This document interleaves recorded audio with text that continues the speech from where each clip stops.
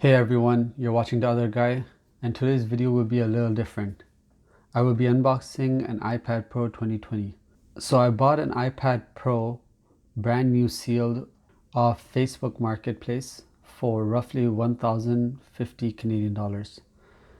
I was hoping to save a few $100, roughly $100 to $200, by getting the 2018 iPad Pro versus the 2020 model. Differences are that the 2018 iPad Pro comes with an A12 chip versus the A12Z chip in the 2020 model, which has minor performance improvements.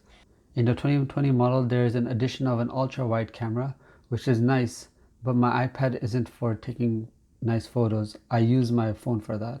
In addition, there is a LiDAR scanner in the 2020 model, which is great tech, but the application of this isn't there yet. I was willing to sacrifice these improvements as there weren't really any crazy improvements to justify getting the 2020 model over the 2018 model. So the question comes is, what was the reason for me to get the 2020 model? So one reason is that I got it for roughly $400 cheaper than the 2020 model. And the second reason was, since it was brand new, I did not have to worry about battery degradation.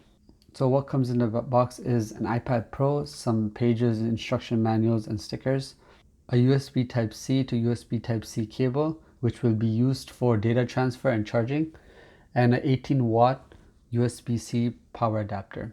So the question comes is, why did I buy this iPad Pro? As an engineer, I already have a laptop from work, so I plan to use this for all my other needs. It comes with a 120Hz refresh rate. I have the option to use an Apple Pencil. As an artist and a calligrapher, it will be useful.